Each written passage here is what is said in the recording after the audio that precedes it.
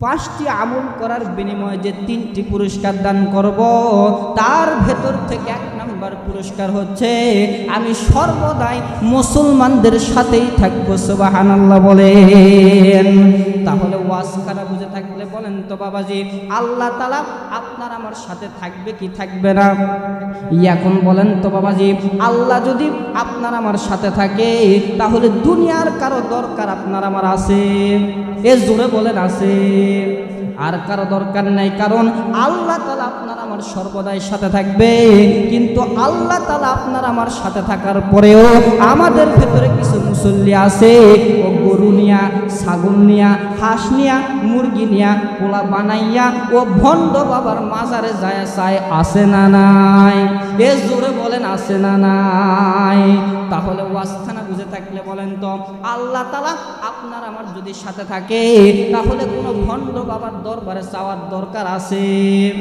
এ জোরে বলেন আছে। জিন্দেগি তো ওর একটা পুত্র সন্তান হয় না, জোরে বলেন কি? পুত্র সন্তান, দুইটা সন্তান হয়েছে, তিনটা সন্তানের বেলায় সন্তান হয় না। দুইটা পুত্র সন্তান হয়েছে, একটা কন্যা সন্তান হয় না। ও মরক পোলাও নিয়া বাবার দরবারে যাইয়া কয়, একটা বেটা দে রে বাবা, একটা বেটা দে, নামাজ রোজা কামাই চাই না, মাটি দিব কে রে বাবা? হু বাবা, হু বাবা, আছে না নাই? এ জোরে বলেন আছে না নাই? বাটপার গুলি আপনার আমার ইমানগুলোকে ধ্বংস করার জন্য এই মাজার নিয়ে বসে গেছে। এখানে যাইয়া আল্লাহর জিকির নিয়ে ওরা খেল তামাশা করে, আছে না নাই? জিন্দেগিতে আপনারা কি শুনছেন? লা ইলাহা ইল্লাল্লাহু মুহাম্মাদুর রাসূলুল্লাহ সাল্লাল্লাহু আলাইহি ওয়াসাল্লাম, এর ভিতরে ইল্লাল্লাহ ইল্লাল্লাহ বলে জিকির করা যাবে না। আহলে হাদিস ভাইরা বলে এটা নিয়ে মারামারি শুরু হয়ে গেছে। আর হু হু করা, এটা কি জিকির? লা ইলাহা ইল্লাল্লাহ নিয়ে যদি মারামারি হয় তাহলে হু হু নিয়ে মারামারি হওয়ার দরকার আছে না নাই? কিন্তু বাংলাদেশের ভেতরে হুনিয়া কখনো মারামারি নাই। এই মুসলমানের সন্তানরাই ভণ্ড বাবার দরবারে যাইয়া খাড়া হয়ে তারা নাচতেছে আর জিকির করতেছে। চিল্লায় বলেন নাউজুবিল্লাহ। মুসলমান ভাইরা আমার, দোস্ত, এই ভণ্ড বাবার মুরিদদের নামাজ লাগে না, রোজা লাগে না, এর তো দাড়ি নাই, টুপি নাই, কোনো কিছু নাই, এর মুখের ভেতরে আছে খালি বড় বড় মোষ। জোরে বলেন কি? এটা মোষ নয়, মোষ নয়, এটা জয়পুরহাট জেলার হাইব্রিড ধানের গোস। কি বাবা? জয়পুরহাট জেলার হাইব্রিড ধানের গোস। নামাজ লাগে না, রোজা লাগে না, কিচ্ছু লাগে না, মুই আবার পীর হয়ে বসে গেছে, ওর মুড়িদেরা যাইয়া পায়ে আবার চাটাচাটি করতেছে। নাউজুবিল্লাহ বলেন। আপনারা যারা ইন্টারনেট চলান, ইন্টারনেটের ভেতরে সার্চ দিবেন, দেখবেন ভণ্ড বাবাগুলি চলে আসবে। পাও চাটাচাটির কত যে মানুষ ভাই, অভাব নাই। তাহলে এই ডিজিটাল বাংলাদেশে আসে, এই সতর্কগুলি করার দরকার আছে না নাই বলেন? এগুলো যদি আমরা ওয়াজ না করি, এই ভণ্ডগুলিকে যদি আমরা ওয়াশ না করি, তাহলে কিয়ামতের ময়দানে আল্লাহ তাআলা বলবে, তোকে ওয়াজ করার সুযোগ দিলাম, কোরআন শিক্ষা দিলাম, আলেম বানায় দিলাম, কিন্তু তুই এই ভণ্ডদের বিরুদ্ধে গলি না, তুই জাহান্নামে যা। তো আমি বাবা জাহান্নামে যাইতে চাই না, এই কারণে ভণ্ডদের বিরুদ্ধে একটু বলার দরকার আছে না নাই? এ জোরে বলেন আছে না নাই? মুসলমান ভাইরা আমার, এই বাবার মুরিদদের নামাজ লাগে না, রোজা লাগে না, এদেরকে নামাজ পড়ার কথা বললে এরা রাস্তা দিয়ে মোবাইলে গান চালু কইরা দেয়া যায়। গানটা কি আপনারা শুনবেন? শুনবেন? বাবা ভান্ডারি নামাজ রোজা কেন করব, বাবার পায়ে তেল মারিব, রোজ হাসরে বাবাই করবে পার, আমি পাপী গুনাহগার, বাবাই আমায় করবে পার, কলমার কাগজ সারা করছে মাস্টারি, বাবা দয়াল ভান্ডারি। চিল্লা বলেন নাউজুবিল্লাহ। মুসলমান ভাইরা আমার, এরকম গান বাংলাদেশের ভেতরে আছে না নাই? এই মুরিদদের নামাজ লাগে না, এই মুরিদদের রোজা লাগে না, এরা দুনিয়ার বুকে শুধু খায় আর মানুষদের ইমানগুলোকে ধ্বংস করে দেয়। বাংলাদেশের ভেতরে কত বাবা বাহির হয়েছে, আজা বাবা, খাজা বাবা, ভণ্ড বাবা, কেবলা বাবা, ফতে বাবা, কোরআন বাবা, বিড়ি বাবা, গাজা বাবা, ঠেলাঠেলি বাবা, জুতা বাবা, বর্তমানে বাহির হয়েছে ও বাটপার ফ্যান বাবা। কি বাবা? ফ্যান বাবা। এই বাটপার কি করে জানেন? এর দরবারে যত মুরিদেরা যায়, এই বাটপার সমস্ত মুরিদদেরকে একটা মাথার সামনে ফ্যান ঘুরতেছে, এই ফ্যানটাকে হাত দিয়ে থামায়া ফ্যান থেকে বালু নিয়ে মানুষের মাথায় মুছে দিতেছে আর কইতেছে বাবার বরকত। জোরা বলেন কি? বরকত। এগুলো কখনো বরকত হইতে পারে বাবা? এগুলো কখনো বরকত হইতে পারে না। এই বাটপারদের তো বাংলাদেশের ভেতরে থাকার জায়গা দেওয়াই হতো না, কিন্তু আমরা সঠিক কোনটা ভুল কোনটা বুঝি না বিধায় এদেরকে বাংলাদেশে থাকতে দিয়েছি। চিল্লায় বলেন ঠিক কিনা?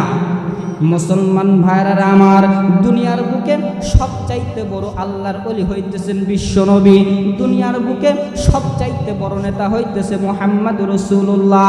কিন্তু বাংলার জমিনে কখনো কি আপনারা শুনেছেন যে মুহাম্মদ নবীর নামে কোনো মাজার হয়েছে?